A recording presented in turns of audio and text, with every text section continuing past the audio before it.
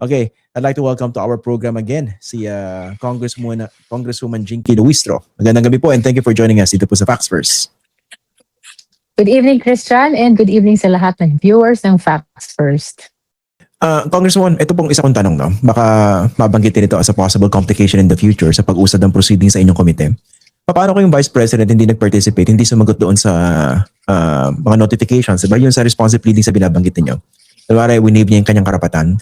Would that complicate matters in the future pagdating doon sa level ng hearings? Kunwari, bakit bigla ka magbibigay ng ganitong sagot o controversy allegation na hindi ka nga sumagot sa mga pleadings?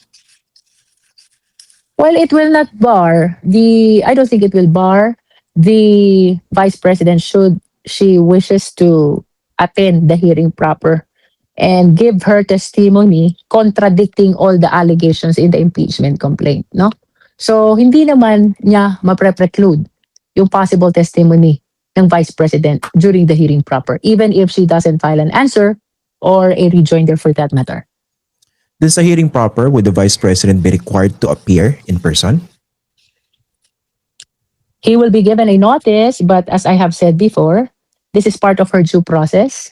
So this is actually her prerogative to come or not to come. If she doesn't come, kagaya ng kanyang failure to file an answer, it will merely be interpreted as a waiver of her right to be present during the hearing.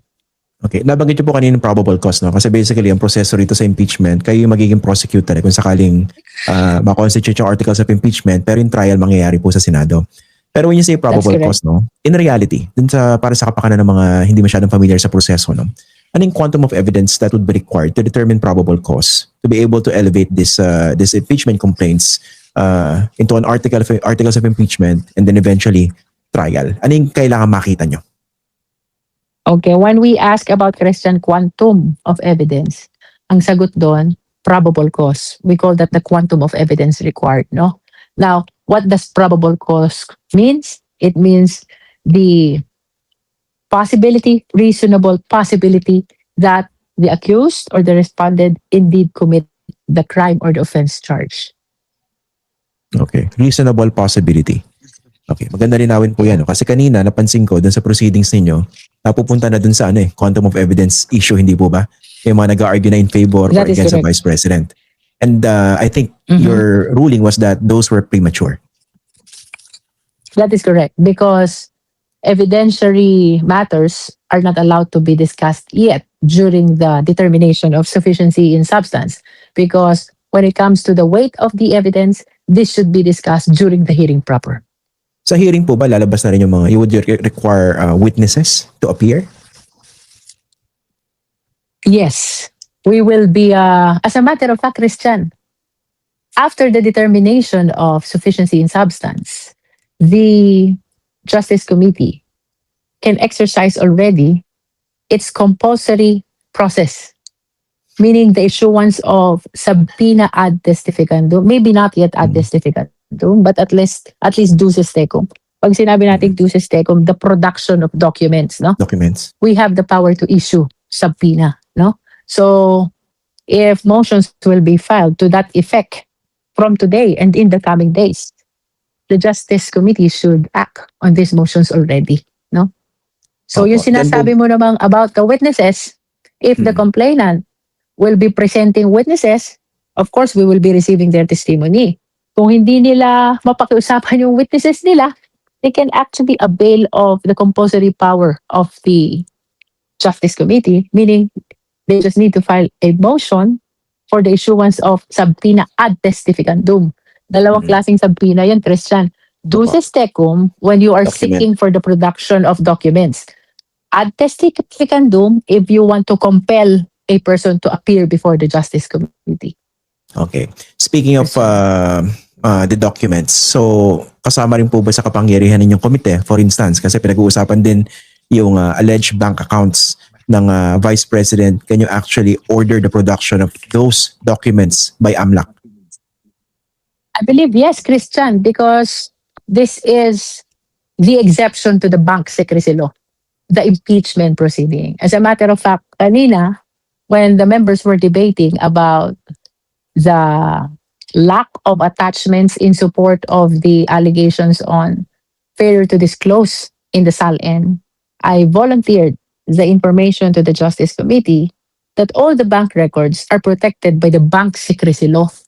And therefore, we are not in the position to expect the complainants to make them available this time because they will be needing, in fact, the help of the Justice Committee to be able to avail of those documents pertaining to the bank accounts.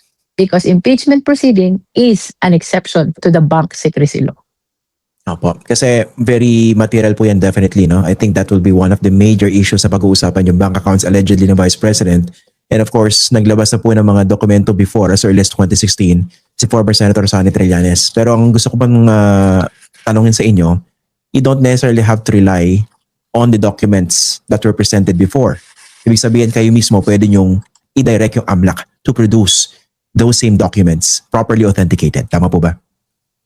That is correct, Christian. That is correct. Okay. Ang ina-anticipate ko naman dito, pwede rin tumakbo muli sa Korte Suprema ito pong company Vice President, hindi po ba? Kasi inisip ko lang, pwede po bang argument na, teka muna, proceedings pa lang ito sa House Justice Committee. Hindi ba dapat kung pag-uusapan yung pagbubukas ng bank accounts, dapat doon na yan sa trial proper? Upon discussion with my colleagues on that, Christian, we checked the law on bank secrecy law. It is silent. It merely speaks about impeachment proceeding. It does not distinguish between proceeding before the House or proceeding before the Senate. So we are inclined to believe that even the House of Representatives, through the Justice Committee, can take exception to the bank secrecy law by way of exercising its compulsory process of issuing subpoena duces tecum, Cristiano. The law is silent. It merely speaks about impeachment proceeding or impeachment. It does not make mention of whether it pertains to the House or it pertains to the Senate. So, ang sabi sa statutory construction, Christian, when the law does not distinguish, we must not distinguish, no? Since it doesn't make a distinction between the HREP and the Senate, then we're inclined to maintain a position that it applies to both the House of Representatives and the Senate of the Philippines. Opo. That is our position on that. Opo. Unless umakyat po yung issue sa Korte Christian, Suprema. that is correct. As a matter of fact, we cannot stop them from going to the Supreme Court to question any stage of the entire proceeding before the Justice Committee. Iisip ko lang kasi kung sakali umakyat sa Korte Suprema, nandun yung mga possibilities, hindi po ba? Na i-define kung ano ibig sabihin ng impeachment Yes. proceedings as different from impeachment trial. Kasi nga, kung yung session days ninyo nire-define ng Korte Suprema para sa inyo, hindi po ba? So, nandun yung possibility. Yung mga definitions na ito pwede mangyari. Okay. I hope it doesn't happen because we are as cautious as possible already in following all the existing rules in line with this impeachment proceeding, no, Christian? Well, hindi po yan assurance kung gustong makailam ng Korte Suprema as they did, no? Doon sa impeachment proceedings last year. Okay. Konti na lang po, no? Okay, after po nitong itong mga hearings, gaano katagal po ito, no? And then most likely kailan po madidesisyonan kung mako-constitute ang articles of impeachment at aakyat yan sa Senado? Well, Christian, the period that was provided to us is 60 session days, no? Matagal yun. 60 session days. But indeed, kung madideclare ng Justice Committee na may sufficient ground ang impeachment complaint upon receipt of all evidence and responsive pleadings, it is really my intention. But, of course, I need to consult the justice members as well to conduct a hearing even during recess. Reason is, this impeachment process is sensitive that it affects even the function of the government, And as much as possible, I wanted to act with haste without compromising the due process standard and the constitutional procedure, which is mandated to us, no? This is so sensitive that there's always a discussion among the constituents, the Filipino people. Yes, it is also causing perhaps some faction in the House of Representatives and even in the other government instrumentalities. And to address those irregularities, which are consequences of this impeachment proceedings. I think the best course of action is to do this without delay. And that is the reason why, from my perspective as the justice chairperson, if it will be declared that there is sufficient ground that supports impeachment, it is really my intention to proceed with the hearing proper, even during the recess of the House of Representatives or of the Congress. Yung po palang session days na binabanggit ninyo, ang susundin na po ba yung definition ng Korte Suprema? Yes, Christian, we are following in fact, not only the definition as to session day, to the best way that we can, all the perceived new proceedings coming from the decisions of the Supreme Court are already being observed by the Justice Committee. Okay. So dapat sorry, I just have to say this.